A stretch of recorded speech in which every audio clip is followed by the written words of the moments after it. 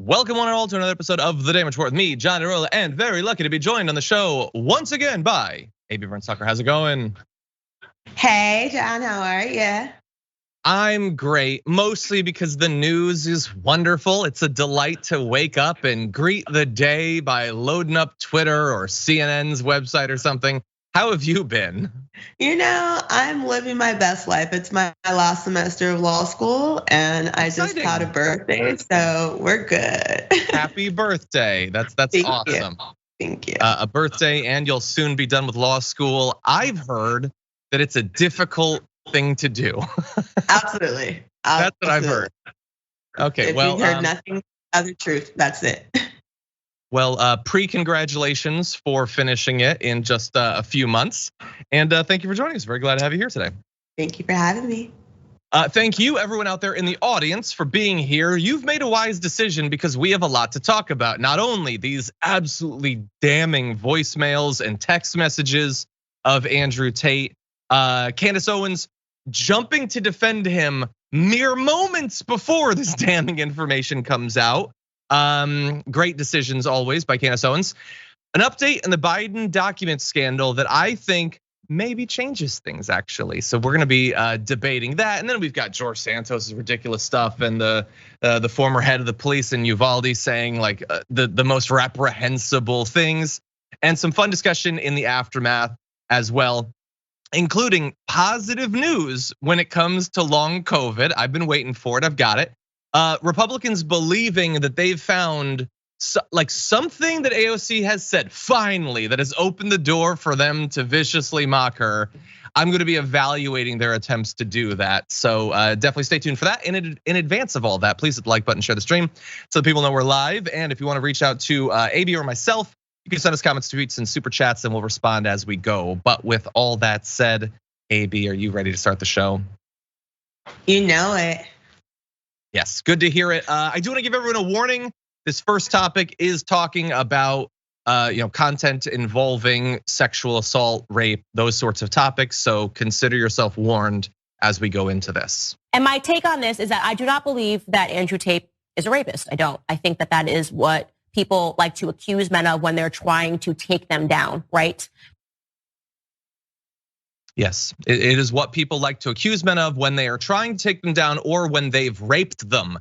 Those are generally the two big reasons that you would declare that someone is a rapist. And look, I don't know if Andrew Tate did the things that he and his associates are alleged to have done. That's what a legal process is for. But since I know exactly as much about this as Candace Owens does, I've read the same news accounts that she has. It is odd that she would come to this conclusion considering everything he has so very repeatedly and passionately said about this topic. Again, we weren't there. We don't know what was done. But if I did want you to give me the benefit of the doubt when it comes to claims of sexual assault, I probably wouldn't spend years talking about how rape is awesome and women need to be dominated and I love to beat women and those sorts of things. Now, she's familiar with all of that and has still come to the conclusion that she should defend him. My guess is that it's less to do with the actual content of the accusations and more to do with what she believes to be her position in the right wing and what she as a woman in the right wing needs to say in regards to right wing men. That's just my guess. We're gonna give her a little bit more time to make the case and then we'll jump into a discussion. But Andrew Tate is not hiding exactly who Andrew Tate is and always has been. And clearly he communicated exactly what it was and whatever it was that he does in Romania to my assistant, giving her the option. Maybe she wants to join. For all I know, maybe in Romania, which may be perhaps the reason he moved to Romania, whatever he was doing, being a modern Hugh Hefner, is legal. I'm taking a guess here, I don't know. But if you're a guy and you hold citizenship in America or in the United Kingdom and you decide to uproot to Romania, it's gotta be because you can do a little more dodgy stuff in Romania. It's the Eastern Quarter, this is how things work, right? Romania is like Ukraine, it's an incredibly corrupt country. The governments are entirely corrupt. Now, the risk that you run is that what you are doing in Ukraine might be legal if your goal is to be a Hugh Hefner. And I think that what he did, I believe that Andrew Tate was always upfront with all of these women in the same way that when you go to work for the Playboy Mansion, they're pretty upfront with the fact that you're going to be walking around in a bikini, wearing bunny ears when Hugh Hefner was alive. I believe he always communicated that and he was always upfront, right? But when you decide to do that in Romania, the risk that you run is that it's Romania. Okay, so it's important that you know that Candace Owens' read of what happened under Hugh Hefner is as fact-free and inherently flawed as her read of what Andrew Tate was up to. And we'll get to the facts on that, but AB, what do you think about what she said? I think that Candace Owens spins in more circles than Britney Spears on Instagram. Because everything you just said just went into a viral circle. Like, the reality is that he can be upfront about being misogynistic and being an aggressor and honestly being a rapist, right? But if women don't consent to the behavior, then that is still rape. That is still a crime at the end of the day. In addition to that, she didn't really help his case much. You are saying that, yes, he told us that this is the type of person he is. When someone tells you who they are, you should probably believe them. And then if you have to leave one country to go and commit your crimes in another country because you think you'll be better off there, that's even worse. So at the end of the day, she didn't really help the argument. She just wanted something to say so that her base didn't feel like, she was ignoring the issue. So they had a puppet to throw out and seem like there was a diverse view on this, and there's no diverse view. Leave people alone. If we don't consent, if a person doesn't consent to the sexual activity, then you are violating them, and that is a crime in whatever country you're in. Yeah. No, 100%. And again, like, it isn't just all of the things that he's done that we can debate or whatever. It's individual acts of violent rape, which she is pretending not to be familiar with. And I love her defense. So she's so certain, I think he's innocent because people always make these claims to take men down. And then her defense of him is, well, I think that maybe he said the thing, but maybe when he goes to Romania because you can do more shady stuff and you can only get away with it because it's super corrupt there. And obviously you couldn't do this in a Western country. It's super corrupt, and maybe he did the thing. But you don't seem as sure about what he actually did and whether it's. Remember, because she's not just talking about just the law here. She's the one with strong ethics and morals. She critiques the other side for their moral and ethical failings, and she's coming up blank on any issues with anything that he's alleged to have done. But let's be very clear about why. I think AB, you launched into this, but she knows what her role is. And the difficult position that a lot of women, I think, are forced into if they want to be commentators on the right is you can have whatever opinions you want about a bunch of stuff. But when it comes to the men, you have to be an apologist for all of their worst action statements, impulses, all of that. If she were to critique him, honestly, that could very well be the end of her career. The right-wing men that watch her content would turn on her. They would consider her a traitor and all of that. And so I think she is choosing to opine on this to send a strong signal to the right-wing men that, no, I totally have your back. In the same way that Andrew Tate thinks women should be brutalized and controlled and manipulated and all that, I am signaling to you that I agree with that. That's what the state of things should be. That's how I read it anyway. Entire thing is disgusting. She didn't have to opine on any of this. She chose to. And I do just want to add, because she decided to randomly throw in her misunderstanding of what the Playboy Mansion was actually like, as if what the women have complained about is that they had to walk around in a bikini and bunny ears. I've got some news for Candace. That's not their chief concern. So Hefner's former girlfriend and Girls Next Door star Holly Madison described the mansion life as cult-like. Madison recalls being drawn in by the promise of sorority and family, and also claims that everyone who came to the mansion was photographed and videotaped without their consent, particularly in the bedroom. It is one thing to be told, I'm gonna expect you to walk around in a bikini. It's another thing to have hidden video cameras where you sleep. Also, according to multiple witnesses, Hefner routinely raped playmates while they stayed in the Playboy Mansion, and he wasn't the only one. Many VIP celebrities allegedly raped bunnies and returned to the clubs without their memberships getting revoked because he didn't care about the violent rapes that his guests were getting up to. Again, Candace Owens maybe doesn't know about this because I don't think she does 5 minutes of research before she goes live. But that is the actual experience that multiple women have attested to there. And so to compare what Andrew Tate did to what was happening there is damning, okay? But not for the people making these accusations against Tate. It's damning for him and for her. AB? I mean, in addition to that, she also left her assistant out to hang dry, right? Because if you know that someone is possible predator, I'm not sending any of my people in there to be attacked by him.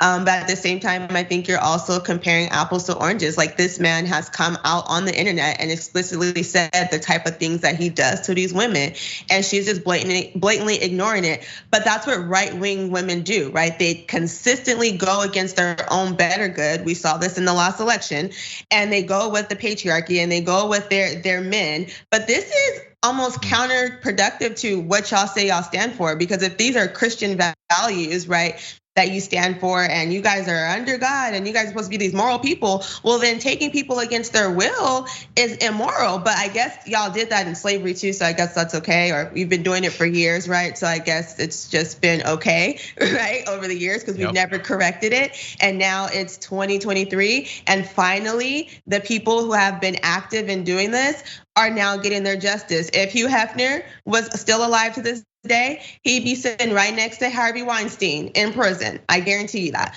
So, I mean, her arguments are ridiculous, but I mean, she's getting her money. So, you know, it is what it is. Yeah, and she's doing it through basically the same technique that all of these do, by strategically taking the position that reassures the base that they're pure. Hey, I'm as toxic as everyone else. Like, I'm really purely toxic. Continue giving me money, please, and keep watching me. And also, you in the audience, let me know, are you sick in the same way that I'm sick of having to have fake debates? So the debate that we have to have here is, does she think he did it or not? That's what she's talking about. She doesn't think he did it, and I'm making this video ostensibly to try to convince her that maybe he did. Or the women would give their personal life accounting to convince her that he did. When that is an irrelevant debate, because she doesn't care whether he did or not. This is not a debate about the facts. She doesn't care if he violently raped women. And we're supposed to pretend that that's not the case. That this is just about a misunderstanding about the facts, and Candace Owens is operating in perfectly good faith. And if more strong evidence comes out, then she'll change her opinion accordingly. No, she doesn't care if he raped people, because defending someone that maybe she suspects in her gut is a violent rapist is to her benefit in terms of clout and in terms of money, and that's absolutely sickening.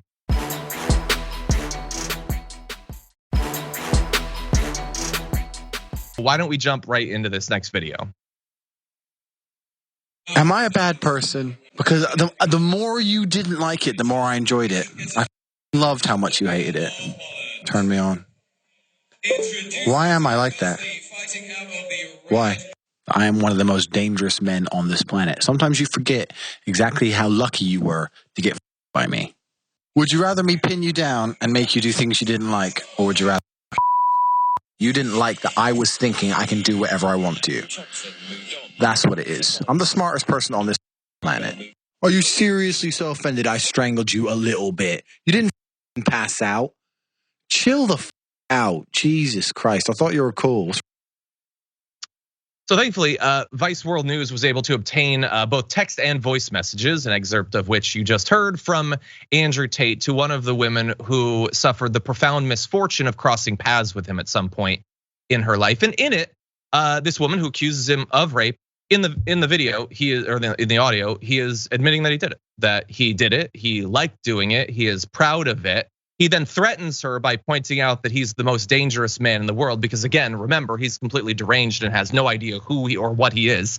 He is in a voicemail declaring that he raped someone, and then declaring that he's one of the smartest men in the world, because, and I need you to bear this in mind, I get that he's influential, that a lot of young pathetic men follow him, but what you need to bear in mind is he has not had a unique or original thought in his entire life. He is just clever enough to understand how to con some people and transfer their money to his. That's it.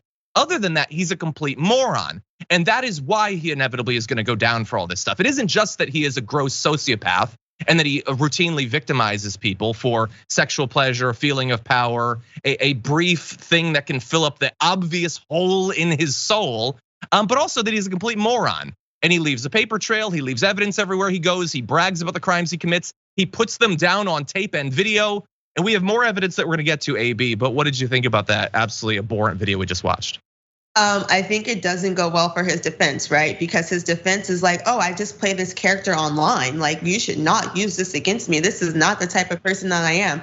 Well, this wasn't online. This was a personal message that you sent to somebody who you violated, and now it's out there. So how do you overcome that argument, right? And the Romanian authorities are already accusing you of being a lover boy, which, essentially they normally charge crime bosses with, right? The mob boy in there, and they're like, we don't like that. What you don't get to do is swoon women and manipulate them into making money for you by using their bodies against their will, right? That is not cool. And so you just validated that for the authorities. So when you do go down, he's gonna try to convince his base that it's the Matrix taking me out. No, baby, it was you. It was the Matrix. Matrix ain't nowhere to be found, okay? It was you. It was you. Yeah. Yeah, I would just like, to his fans, like if one of you is watching this, and you're probably not, because you like your bubble, it makes you warm and feel safe and feel loved and all that. So you're probably not gonna be exposed to literally one critical thought about this guy that you worship. What did you think would happen? Like, I know the charges are coming against him, the accusations are coming against him, and he says it's the Matrix. Let's say hypothetically that he had done these things. What do you think would happen if that were the case? That the charges would come and he would just say, you got me.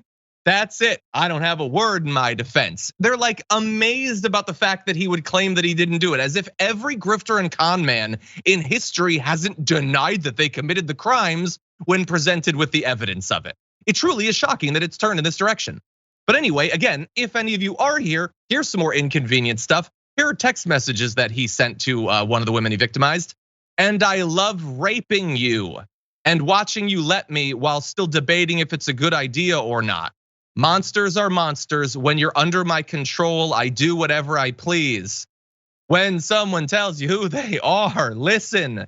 He is repeatedly saying it over and over and over in his character, as if making a character of yourself as a violent rapist is a defense against accusations of rape. I'll never understand that. But even if we gave him that, it is clear that in his private life, he is every bit the rapist monster that he presents himself to be online. And there's way more where that began.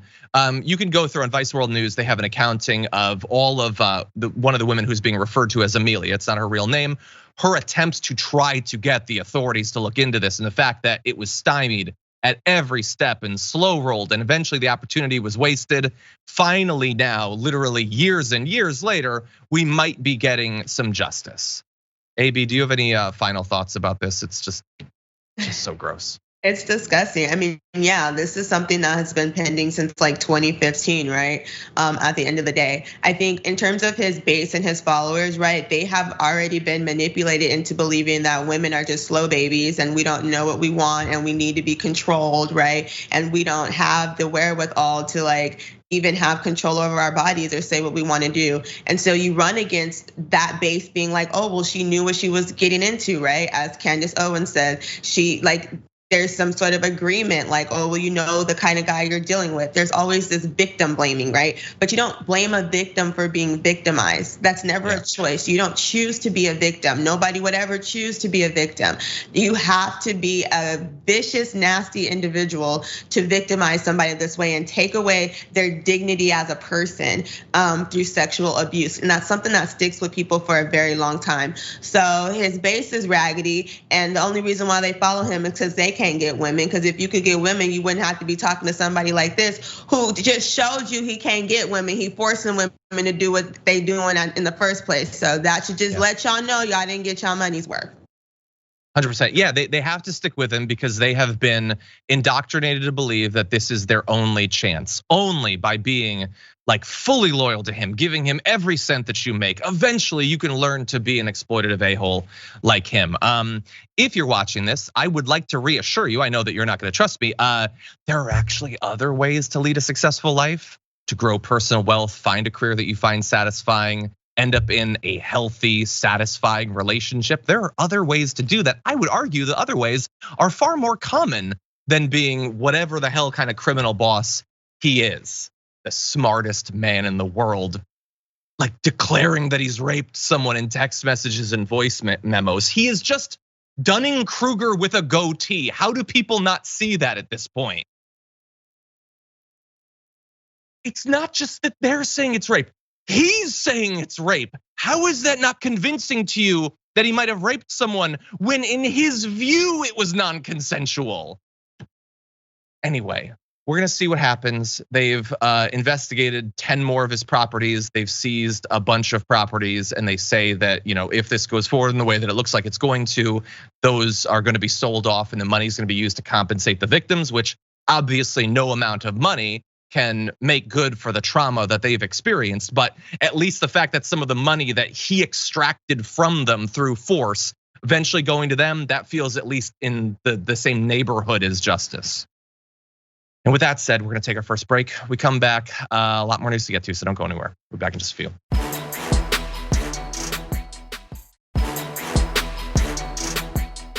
Damn, the one time Garland acts, it has to be right in anticipation of something I'm saying. Anyway, with that said, why don't we jump into this talk, starting with this. When he was asked yesterday, we don't need to have this. We work very well together. We don't need to have this kind of confrontation. Ask your question, and I will answer them the best that I can. Part of the reason we're laying that out is because you're laying out your part of the job. We're laying out our part of the job. I know, but I'm just saying that we don't need to have contention. You don't need to be contentious with me here, Ed. That is Press Secretary Karine Jean-Pierre facing some tough questioning about the Joe Biden document scandal, which has changed a little bit in the last 24 hours for a couple of different reasons. The first, this is breaking news that we're just finding out about this. Depending on how it's worded, Merrick Garland is considering or will have a special counsel that looks into the Joe Biden document scandal. That is something that I have said the current Jack Smith should do if he's investigating Joe Biden for his documents. He could also investigate Joe Biden, or he's investigating Donald Trump. He could also investigate Joe Biden, acknowledging that I think there are and were some significant differences between them. But I also want to throw out that one of the differences is not as different as it was yesterday. And I believe that we should evaluate and change based on the news. So more documents were found at a second location. And initially when this was reported last night, we didn't know what it was. As of this morning, we now do. Richard Sauber, who's a special counsel to President Biden, said all but one of these documents were found in storage space in the president's Wilmington residence garage. One document consisting of one page was discovered among stored materials in an adjacent room. No documents were found in his beach residence or whatever. And that, I think, is actually noteworthy. Again, I still haven't seen any reason to believe that he's trying to steal these documents, and that may matter for prosecution, but we have said one of the differences was that he hadn't taken it to his personal residence. Apparently they were at his personal residence. So that is different than it was yesterday.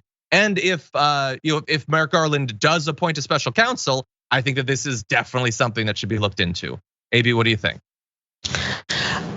So I 100% believe that it's something we should look into. And I say that just for the peace of the American people, right? Because we went in on Donald Trump for them documents. Now the difference between the two is Donald Trump had 300 and some documents. Biden had about 10, okay? Donald Trump wasn't trying to get them documents up. Biden people was like, get them out, hot potato, we don't want them, right? So that's a different type of energy when you're talking about these documents. But I think to keep our politicians honest as possible, right? And to let them know that regardless of who you are and what party you are, the American people are gonna be on your head because you represent us and we need to make sure everything is in order. I think it does need to be investigated. Do I think that it's as criminal as what Trump allegedly had going on? Possibly not, right? Because when you think about the fact that 99% of the documents that were found were like Biden's personal stuff, and then there just happened to be like this box of documents that was found in the first location, and then they ended up finding, a few more documents in the other location. At this point, we don't know how classified they were, right? And we know that they came from when he was in VP. And what we also know is that his lawyers gave them up immediately. Trump's lawyers sat there and lied, basically, and was like, we gave you everything. And then when the FBI ran up in your house and found everything and some, right, then he felt attacked. So I think that's the difference between the two in terms of how it's being handled. But at the end of the day, if you were derelict of your duties, then you need to be checked about it and you won't play them games no more. Yeah, I totally agree that I think what happens after the documents are found is still the most fundamental difference between these two cases. And unless Biden drastically changes his behavior, that difference is going to remain, because Donald Trump still claims to this day that he should be allowed to keep those documents. And if he still has some, and it is possible that he does, he's not giving them up. Whereas, as with the first location, when they found these in the garage, they immediately gave them back. Now, that doesn't necessarily absolve him of what I think there should be liability for if he intentionally stole these documents. And also, I don't think that, I disagree a little bit about the number. I'm not saying that the number doesn't matter, but if you stole one really important document, that to me is still a crime. For me, it's more, did you try to hold on to them? Did you keep them when you knew you shouldn't? And that is true of Trump, and so far has not been true of Biden. That said, investigate it. And by the way, if he has effectively done the same thing or something similar to what Trump did, if that's the final evaluation of the special counsel, if what they do to Trump is stopping him from running again, then I think that that should be applied to Biden as well. I know that he's the current president and they're they're even more hesitant to investigate the current president or indict them or whatever. I don't agree with that. If Trump is banned for stealing documents, and that is what Joe Biden did, which has not been established yet, then I think the consequence should be the same. That's what I would say. Oh, Galfar is giving us live. Attorney General Merrick Garland on Thursday appointed Robert Hur as special counsel to investigate the discovery of classified documents that was potentially mishandled following President Biden's tenure as vice president. So this is not a hypothetical. This is actually happening. I think that that's a good call. I don't think that makes this an equivalence like the Republicans are hoping. And I have one more thought about the special counsel that I'll get to when we talk about what Donald Trump has been saying. But anyway, we should treat both sides the same way if what they did is the same thing. Any other thoughts before we move on? I guess the other part about it is that the archives department was not looking for these documents, right? They had never requested them, unlike with Trump. So again, not excusing what happened, right? But I think let's just making distinctions between what we are looking at, because Republicans, the right wing, love to compare apples to oranges, right? And these are two similar situations, but with different facts. And I think that's what needs to be considered at the end of the day, how it was handled. Now, when you steal something, you have the intent to deprive, right? So when someone immediately gives you something that they realize they have taken, that they don't have no business having in their possession, that's not really stealing, right?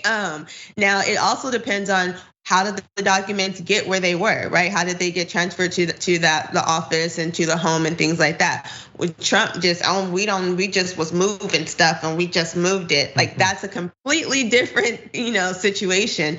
But at the same time, like I said, I think it's a good thing to appoint someone who is neutral, who's not part of the Democratic Party, to give people a peace of mind on both sides and to just dispel the BS. Because at the end of the day, like I said, these are two different scenarios, but they both need to be looked into. And if they did something criminal, need to be reprimanded appropriately. I agree. Okay, I want to turn now to another interested party in this, Donald Trump, what he's been saying, which is interesting in its own right, but also I think is interesting in how it interacts with what Merrick Garland just announced. So here is what Donald Trump had to say about the current document investigation. He bleated, and I'm not gonna read the whole thing because there's a lot here. The special prosecutor assigned to the Get Trump case. And I have to just say, I don't think Merrick Garland should have called it the Get Trump case. I think that was suspicious from the very beginning. So I'm on Trump's side in that. Jack Smith, he puts a question mark like he's questioning if it's his name. It's his name. Anyway, is a Trump-hating thug whose wife is a serial and open Trump hater, whose friends and other family members are even worse. And as a prosecutor in Europe, according to Rick Grinnell, put a high government official in prison because he was a Trump-positive person. Don't talk about yourself like you're a disease someone else can have. How about that? Anyway, he says Smith is known as an unfair savage. What are you talking about? And is best friends with the craziest Trump haters, including Lisa Monaco, who runs Injustice. That's clever. He's like talking about DOJ, but he calls it Injustice. The box's scam is a hoax. No, you took them in the box. That's what really happened. And anyway, he goes on to say in page 3 of this, he means his third truth. I don't know why he's saying page. Fire a man who may very well turn out to be a criminal, Jack Smith. His conflicts, unfairness, and mental state of derangement make him totally unfit for the job of getting Trump. okay, I don't want to read the rest of it. I love Donald Trump calling someone else deranged. That is very funny. All that is crazy. I don't know what he may turn out to be a criminal, if that's even his name. But the important thing here going forward is that Merrick Garland has now appointed a special counsel to look into the documents of Joe Biden. And based on these messages from Trump and all of what he said from the beginning, they clearly have an issue. This is a real principle that you cannot investigate someone if you are critical of them in any way. You have to be a massive supporter of them. That's the only way you can fairly investigate them. So I'm gonna be looking at this special counsel. And unless he is super supportive of Joe Biden, I'm gonna be calling for him to be taken out of that position. If he has ever said anything positive about a Republican in his life, then that is clearly unfair. He's a savage, he's deranged, and he needs to be fired. That's what I'm learning, AB. Well, as far as I know, he's gonna have to be a savage and he's gonna have to be deranged, because my understanding is that he was Trump appointed.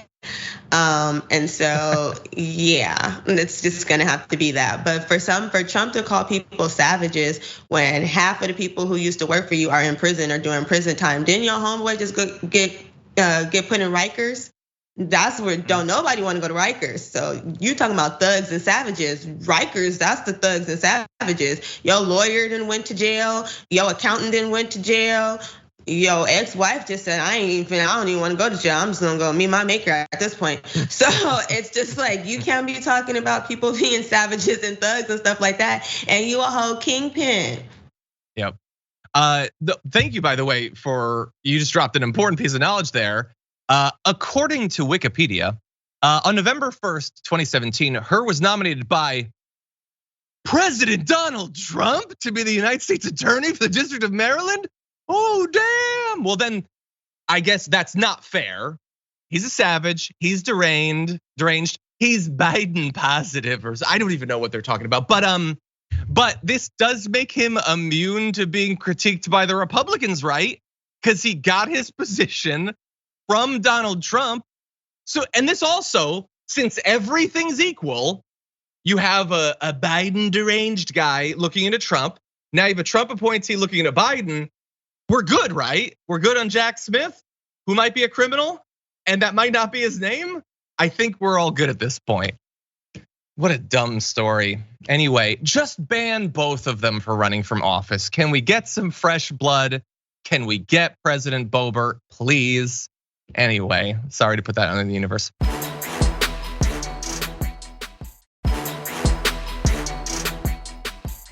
Okay, with that said, we're gonna turn to something different and talk about something even more ridiculous potentially. Let's start off with this video.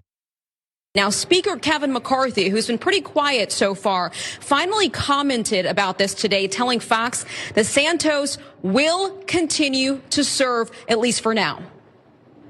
The voters are the power. The voters made the decision, and he has a right to serve. If there is something that rises to the occasion that he did something wrong, then we'll deal with that at that time. What are you talking about? If you keep saying the word if is a hypothetical that looks into the future. How about you look around yourself, Kevin McCarthy, because he is very much being accused to have done illegal things. I'm not talking about the many lies. Those are reprehensible. Those are below any individual. They should be below any party. And let's be very clear that the only reason you're saying it's totally up to the voters who were lied to is because you want him to remain in his position, because you're worried that if he steps down, they'll have a special election and a Democrat will get elected. That's all this is about. There are no values, no principles. It's just about raw power. But for now, there are major concerns about campaign finance. We're gonna have to jump around a little bit. I apologize, we're low on time. But in graphic 6, he lent his campaign $700,000, okay? As of 2020, he had reported having $50,000 to his name. How the hell did they make that extra money? Did he get lucky and find some rare Pokemon cards in his garage? How did he get the better part of $1 million in less than a year and a half to give to his campaign? That's serious, let alone, do I need to remind you that the country Brazil exists? You know what he's alleged to have done. He literally fled the country to evade his legal responsibility. Stop using the word if to describe a situation we're already very much in. AB, what do you think? I don't know if we've talked yet about Santos personally. What do you think about this situation? It's Is that his real name? That's where I'm at this point. Cause like, sir, who really are you? So one of the issues is like, yeah, the voters voted for you, but they voted for you based on the resume that you presented to them. Just like if I get a job, my job's gonna hire me based on the resume I presented to them. But as soon as they figure out that that ain't even me, I didn't do none of that stuff, I'm out the door, right? That's a great point. The voters don't have your trust anymore, right? They don't trust in you. They don't believe in you anymore. You have shown that you don't even know who you are. So how are you supposed to represent a bunch of people who you don't know in addition to that, right? And again, I do think McCarthy, he on thin ice, been on thin ice. He didn't give up everything but his wife's panties to get that seat. So at this point, he gonna rock with whatever he gotta rock with to make sure that he don't lose his position at this point. But I mean, I would be disgusted if I voted for him. And I mean, I don't even know how he just show up at work every day like that. I'll be honest with you. So embarrassing. Yeah, 100%. And the interesting thing about culpability is that when someone does something wrong, initially they're responsible for it, okay? However, circumstances can be arranged in a way where it starts to reflect poorly on you. Him telling those lies is his problem.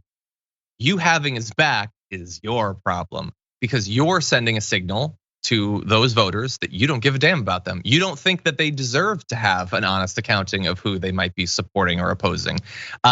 If you found out that I had a producer who was a domestic abuser, okay, that's that person's problem. If I keep them on, it's my problem now. That's how that works when you're a leader. And I know that he's not a true leader. He's got so many strings attached to him now that he's a speaker in name only. But technically, you're supposed to be responsible for your caucus. And by the way, I don't know procedurally that he can oust Santos. So understand what I'm asking and what I'm not asking. I'm not saying it's his responsibility unless he gets rid of Santos. That might not be within his power. What is within his power is to denounce him and encourage him to resign, okay? And once you do that, as long as you do it strongly and honestly, then I think you buy yourself some cover. But Kevin McCarthy is not doing that. He's just saying, what are you gonna do? It's up to the people. Good luck in a couple of years. I would very much like to have that spot in the House leading up to the next 2 years. That's all that this is. Anyway, okay, he sent some ridiculous tweets too. He said, if we could jump to graphic 7, he says, I will not resign. Okay, he might not, but he might eventually. I would like to see that. And then Adam Kinzinger told him to resign, so he sent this out. Go on CNN and cry about it. See, some of these younger politicians are good on social media, and some are just they're phoning it in. Go on literally any news network and lie about it, with it being literally any fact about your life. How about that, George Santos? It's like, oh, what an original thing, showing that photo of Kinzinger and mocking him for crying. Okay. Anyway, that's all the time we have for this block. We're gonna take a short break. When we come back, oh God, we gotta check in with the former police chief of Uvalde. We'll be back after this.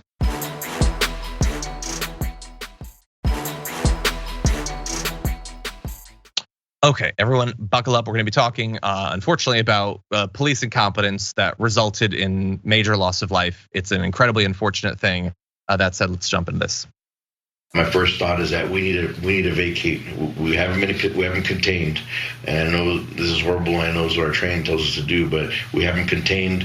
There's probably gonna be some deceased in there, but we don't need any more from out here. So I called out and I said, get these kids out. Whatever I told them, bust those windows, get them out.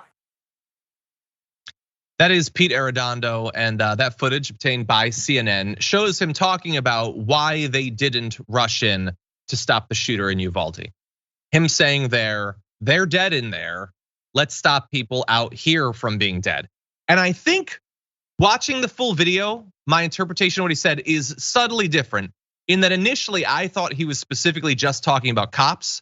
Ostensibly in that video, he is talking about kids in other rooms. But that said, while I'm acknowledging that, let's also acknowledge that that is some self-serving BS to pretend that no. We're not rushing in because probably lost cause in there. We want to stop kids in other rooms from dying. So instead, we're just gonna wait outside. You know another way you can stop the kids in other rooms from dying? By rushing into that room and taking out the shooter. That would be one way. Because if he's not there anymore, if he's dead or under police custody, then he's not killing anyone in other rooms, or, and here's the nice benefit of my way of doing things, in that room either. Because I will remind our viewers that not everyone in the room with the shooter was dead. When they eventually went in there, like hours later, there were 3 kids that were found injured who eventually died.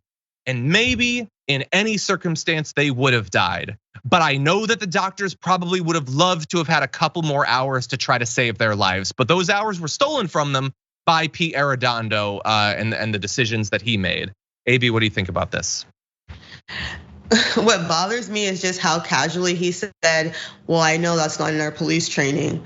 Like, well then, that should be a problem, right? We were talking about little kids, helpless little kids.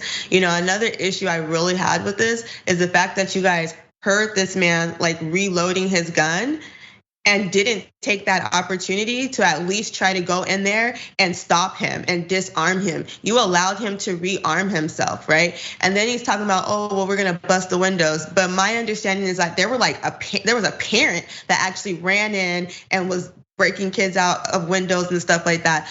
So they just didn't do what they were supposed to do in general. Like we saw the videos of them putting on hand sanitizer and kicking it in the hallway and stuff like that. I mean, like if you're scary, just don't become police. Yeah. Don't apply to be the police if you're scary. You sign up to put your life on the line to protect and serve whoever it is, regardless of their age, their race, their mental capacity, anything like that. And y'all didn't do that. So, I mean, like his excuses are ridiculous. And just the fact that he could so casually just like tell the story like that, like he's not dead wrong, is really abhorrent. And it's like frustrating to listen to as a parent. Yeah, 100%. You referenced the video about the reloading. Why don't we actually play that? I heard him reload. I heard something over the pin. Obviously, we all know what that sounds like. Not with a pin. I'm sorry, with a clip. I'm assuming he reloaded, but I know he did something with it. I did hear that at one time. I don't know if there was a second. Yeah, that's potentially an opportunity to do something. I mean, it's not a necessary opportunity. You could have gone in long before then, but that is an opportunity when you could have gone in if you had chosen to. He chose not to. And he acknowledges the criticism. He says, we're going to get scrutinized. I'm expecting that. We're getting scrutinized for why we didn't go in there. Yeah, it is weird that people are doing that. It's weird that they have an issue with the fact that you guys just waited outside for hours and hours for the shooter to do literally anything he wants in there. That is weird. Look, they might say, I'm sure many of them do say frequently, probably to themselves, their family and friends, it's easy for you to say that. You wouldn't have gone in. And you know what? I probably wouldn't have, because that's terrifying. But you'll notice that my uniform doesn't involve a badge. I know that I wouldn't do something like that, so I haven't risked other people's lives by taking the spot of someone who hopefully will do that. And maybe it seems unfair cosmically for a person's entire career to come down to one decision, but that is very much where we're at. You trained and got all opportunities and were given all this power and all of that, and when it mattered most, you made the wrong decision. And whether it's scary or not, that's the job. And when we're continually told as progressives or whatever, like you guys want to change the police, you don't understand that a day's gonna come when you need someone with a gun. Well, if you're gonna make that case, then maybe when that day comes, do the right thing with it. You don't get to have it both ways. You don't get to be the person on the wall who civilization relies on. And when civilization relies on them, you stand in the hallway for hours while kids are butchered. Okay, you gotta choose one of those two things. And unfortunately, Pete Arredondo did. Final thought, AB, before we move on. I mean, I'm a mom, so I probably, if my baby was in there, I'm running in there. I'm not even gonna lie. Like I'm going to get my kid at the end of the day. And quite frankly, he's lucky I'm not a parent in Uvalde, because he wouldn't have to worry about getting criticized, because I would have came all across his face, because people lost their children because you didn't do your job at the end of the day. And you get to get blamed for this because you signed up for this job. You applied, you took the test, you went through the interview process, you went through the whatever psychological process, you went through police training. Like you had a lot of opportunities to be like, this probably ain't for me, right? Like you had a lot of simulations to say, I'm probably not gonna run in if I see or I hear some gunshots or something like that. So at the end of the day, like the excuses are irrelevant. This is what you signed up to do and you didn't do your job. If we come to work and don't do our job, we up out of here because what do we need you for? So you wasted your taxpayers' money by not doing what you were supposed to do. And you cost your taxpayers more money because they had to pay for funerals. And counseling for their children, right? And other services that have to be rendered. So your one silly decision because you were too scared to do your job caused a lot of people a lot of hurt and pain for a lot of years. You'll get another job. It won't be in the police, well, depending on where you go, because you know you can just jump from police department to police department. But you'll get another job. Those people will never get their children back. Those children will never get their friends back. Those children will never forget that this happened to them and that the police, who they trust, who come and give them lectures and teach them things, didn't protect them at the very moment they were supposed to. So, Boop, I don't feel bad for him. Yeah, 100%. That's a great point. Okay, really fast, I wanna make sure that we get to this last topic in this hour, so why don't we jump into this right now? The Missouri House of Representatives has started off the year by addressing one of the chief concerns of their constituents, women's bare arms. They're against them and it needs to stop. So they've revised their dress code for female legislators to make sure that they're appropriately clothed and covered up. Representative Peter Meredith raised this on Twitter saying, yep, the caucus that lost their minds over the suggestion that they should wear masks during a pandemic to respect the safety of others is now spending its time focusing on the fine details of what women have to wear, specifically how to cover their arms to show respect there. And so there had been a debate based on last year's session about some of the female legislators not dressing up to the standards of their, I'm gonna guess, male critics.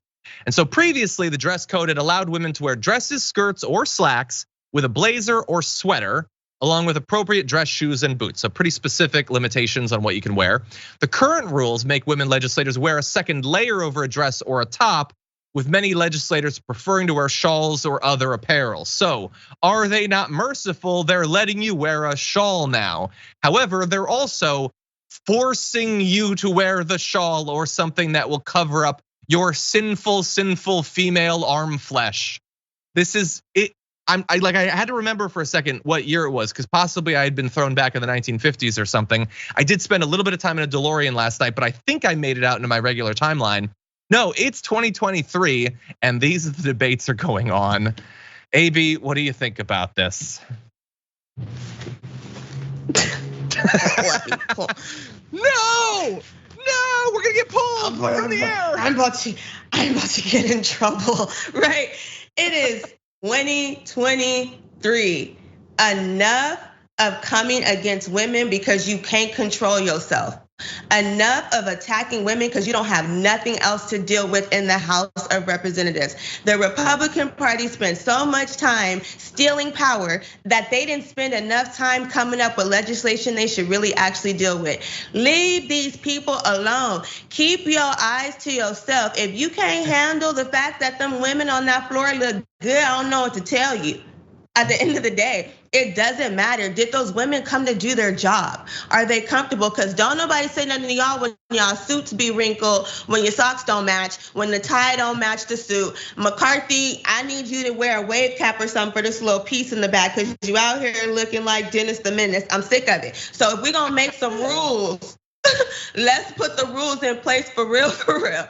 Leave them alone. It's ridiculous. Is that merch that you're wearing right now? This is merch. Okay, so boom. Where's that available? It is available on legallyhype.com. There is a shop on the website. You can get your shirt. I like it. I'm gonna try to get that put onto the list of approved attire for the House of Representatives in Missouri. For now, though, it wouldn't be acceptable unless accompanied by a shawl. Anyway, no, stop policing people's clothes. I'm not gonna say that I don't have preferences or whatever. I don't often do the show in mesh tank tops anymore, but it's just cloth. Like, can we stop pretending that there is like baked in divine merit to certain types of clothing? Donald Trump wears suits. That doesn't stop him from being a fascist, okay? Maybe the clothes aren't the most important thing. Anyway, that is unfortunately all the time we have for our first hour of the show. Thank you everyone for watching. There is more in the aftermath though, so don't go anywhere. We'll be back after this.